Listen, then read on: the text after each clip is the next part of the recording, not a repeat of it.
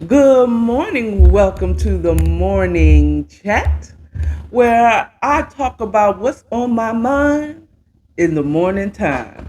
So, how y'all doing? I hope you had a wonderful, restful evening this last night. Oh, I apologize to the ones that are watching this live. I am late. Why are you late? I am late because I was tired. My body's like, girl, not 7:30, not again, not again, not 7:30, not again. Okay, so I called in a little bit late because I was just tired. I played kickball yesterday, and we got our butts handed to us, but we had less of our butts handed to us because we got 3 points, and I am so proud. We are making progress. Okay, so I said I think that we could do better if we had people that would listen to people who are um, kickball experts, or when maybe not kickball experts, but has played kickball before. We got people that is telling people what to do, and they have never played kickball. They don't know what the hell they're doing. You know what I'm saying? They don't know that they can't charge on a woman in kickball when you're playing co-ed kickball. They don't know that, as I see, they like to bunt. They're bunting because that is the a very typical strategy when playing kickball. You try to bunt it down the third base line, okay? And good kickers, no matter what the pitcher is, know how to place that ball. Okay. You can blame the pitchers curving the balls and blah, blah, blah, and that whole thing, right? They can say that whole thing. But good kickers, those who practice, those who take this seriously, know how to place that ball. Okay. Period. Um, they're going to bunt it down the third baseline. The first kicker, the second kicker, and the third kicker is going to try to bunt it down the third base line. Each one shorter than the other. You know what I'm saying? Because you want to give yourself a chance to get to first, and then your teammate to get to second.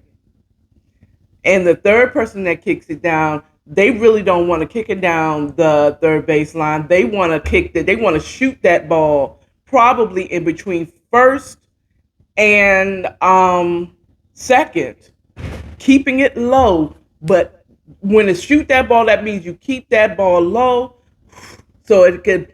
Most people don't bend down. People don't bend down properly. They don't bend their knees, including myself. So mind you, I want to tell you that I'm talking about myself too.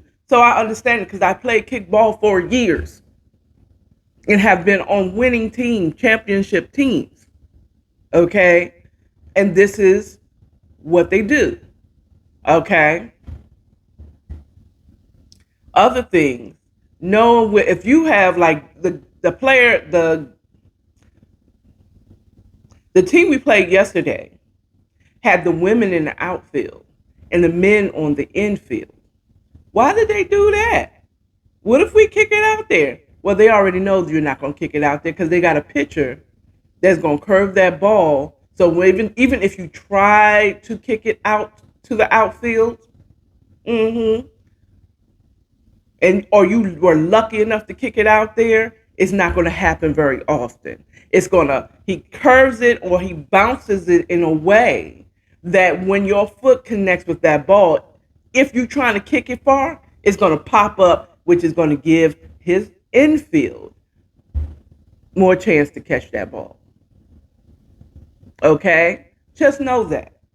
Okay? So this is a good job. And if you bunt it, those men are more athletic and more apt to get that ball and getting it to first. They have the arm to get it to first. But I don't know nothing about kickball. They don't listen to me. They don't listen to me. So this is a good segue to my main topic. my main topic is why leadership don't want to be told what to do. Why leadership doesn't like mandates. Okay, boom. As a leader, when I say leadership, I'm not talking about the leadership of your organization, because that does not dictate whether they're a leader. Just because they're in a leadership role does not mean that they are natural born leaders. You understand? It means that they are just in a leadership role. They have been blessed. They've networked to get to that position. They can make some. They have good teamwork or whatever abilities to be in that position. Doesn't mean that they're good leaders. That they're natural born leaders. And natural born leaders does not mean that they're good leaders. They could be totalitarians or what they call it, dictators. Okay, which leads into why they don't like to be told what to do or they don't like mandates. So you say, oh, what about all those people that didn't want to wear masks? Probably a lot of them had reasons. That is like leadership. Like, I am a natural born leader. Okay, not because I take over, but because people will see what I'm doing. I tend to lead by example, and people will like, oh, I see what when she's doing it, let's go ahead and do what she's doing. She look like she know what she's doing. And I'll be minding my business. I'm not one to take over, except for my siblings. I love y'all. I try not to take over though. But my siblings, I tend to do that because I am the big sister. Okay, I am the oldest.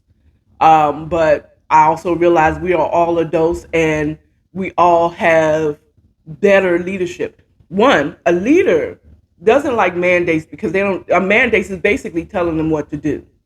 They don't like having to do something if there's another way.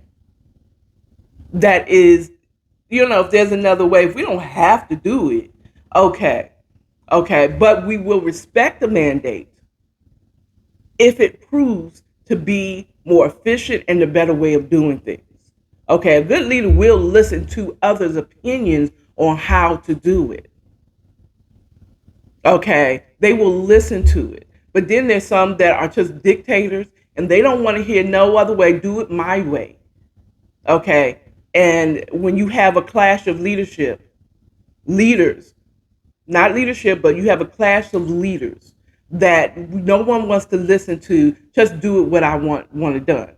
I'm a blessed born leader, and I'm saying this is stimulating from a meeting that my team had, to be honest, and I had an issue with a procedure that we did because it was like I don't see that why it needs that is mandatory to do, but they weren't trying to say that it's mandatory.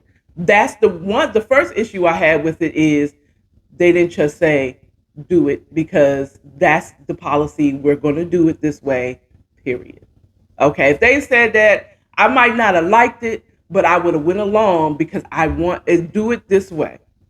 Okay, I would still ask questions like, but why? Because there's another way to do it, and it's just as efficient as this way. Okay, or the way that I do it is just efficient. And I mean, but they tried to argue that this way was the most efficient way. And I was like, well, actually, it's the same amount of effort to do it this way, okay, than to do it this way. Okay, the problem was, and then we had another one that chimed in and said, well, it's not fair. But if I put everything on there and mine is getting printed out, getting done, doing it the procedural way that has been suggested to us, and other people don't have to do it the same way. I said, well, what does that have to do with the end result of this procedure? It doesn't have anything to do with it. That could be taken care of by saying everything needs to be done by this time, whether you use this procedure or that procedure. You know what I'm saying? I'm just saying. If you're giving us a choice, then actually give us the choice. That was my main thing. But if it's mandatory, say it's mandatory, period. Don't pretend like we got a choice. That's my main thing. My thing is, it was the mandatory. And I expressed that. I said it's the mandatory part that I don't get. Why? Please give me understanding. I just want to understand why we needed to do it this way. And the example they gave is like, well, whether I use this way or the way I normally do it, it still wouldn't have been done until this day. Okay? Using your procedure doesn't change that unless if I don't put them on there, somebody else, well, don't worry about it. I'm going to put it on there because I see that they're in there. I'm going to go ahead and help you out. Okay. No one said, well, say if it's in there, if everybody has to do it here, and if you have time and you see someone else's process is lagging behind or whatever, check with them. Do you want me to go ahead and put that on there? But no, you just wanted me to do what you wanted me to do. You wanted me to do it your way, period. Okay. Which can be fine. But don't pretend like it's a choice and there is not one. Okay. First. Two, why is it mandatory? Give me a reason why. Leadership, people that are leaders need to know why. Why am I doing this? Why am I doing this? Why is it mandatory for me to do it? Like, let's use the mask mandates. Where is it mandatory for me to do it when people are still getting sick?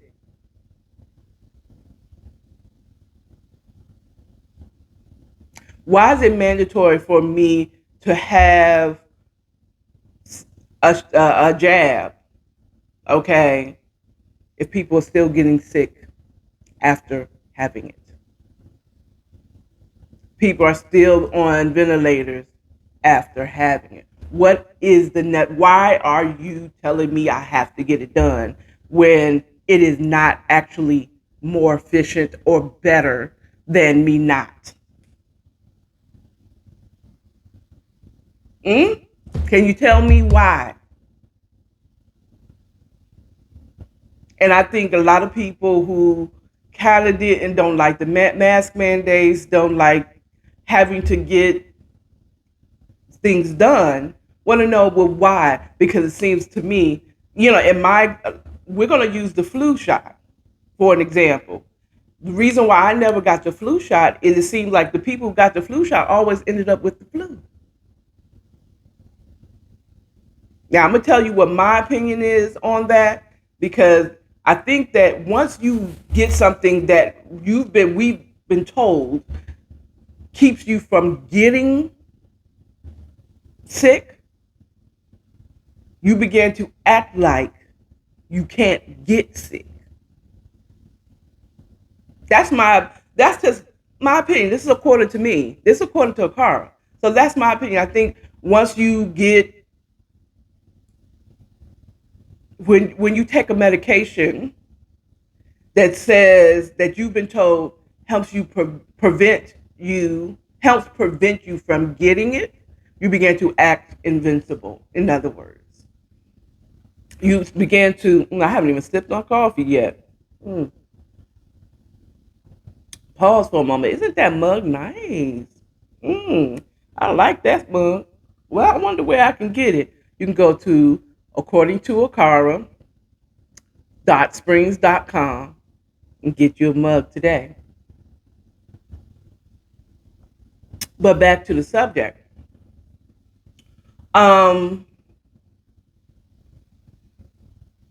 You begin to act invincible. Okay. And so that's the reason why I feel that way. But going back to why leaders, they're not just going to do it because everybody say, let's do it, let's do it, let's do it, let's do it. Okay. Leaders don't like to be questioned. I would be honest with you. As a natural born leader, I don't like to be questioned. Okay. But I will. Now, this is me. I can't speak about other leaders because some was like, they don't like to be questioned. But I am open to hear other suggestions on how to do it. Okay. Because I have oftentimes, when I was in leadership role, I have to tell myself, what's the real end result? Is that end result being done?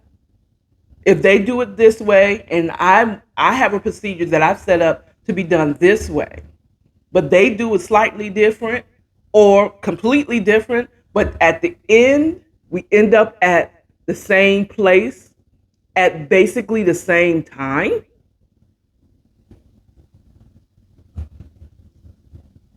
I realize I have to be like, okay, I just want them to do what I want them to do. Okay. But I like the way my manager pretty much diffused the issue because she said, you know what, let's just do this. Let everything be done by 11. And I said, everything, not just everything on the blueprint. I think that everybody that's creating labels need to be done by this time. Or when you do this procedure, it needs to be done by 11 o'clock. Everybody. Whether you're doing it this way or you're doing it that way, you understand what I'm saying? As you could tell, I just slipped up and said it's about creating labels, mailing labels. It was a way to do it this way and a way to do it that way. You understand what I'm saying? I like the way she diffused it, said, boom. Now, if doing it this way, if you fall behind by doing it this way and you're not getting it done by this time, okay, and you consistently failing to do it in your way and it's not being more efficient, you got to do it this way. Bet. I love it. But at least give it an opportunity. I feel like, okay. And then that will be fact proven that the way that I thought was more efficient or efficient for me to do isn't more efficient. Okay, that's proof. Now, I pray that God helps me to continue doing it this way, to prove that it's the same energy, because it really is. Take the same energy to do it. The only way it could be more easier is if someone else do it for me, or do it for the team. And then my labels appear in my inbox in the morning. You know what I'm saying? When I walk in, all I have to do is do the other process. You know what I'm saying? So that's what I'm saying. But leaders, you'll have conflicts between leaders, natural born leaders. Okay. Where there's one that wants you to do it this way, and leaders that's like, but that's not the only way to be done. Okay, I think that's the same thing that we run into in our government when it comes to this sickness. And you know what I'm talking about. There's just a clash of leaders. It's like, well, do it this way. This will prevent and bong bong. And it's like, but it's been proven that it doesn't. So why are we made to have to do A, B, and C, E, and F, and G? You know what I'm saying? So that's all I really have for you all. If you want to get the recap, go to Facebook, according to AKARA, and I'll be going live shortly. Okay? So remember to love yourself. Happy Thursday, by the way. Remember, love yourself. Love your neighbors. And stay authentic. You all have a good one. Bye.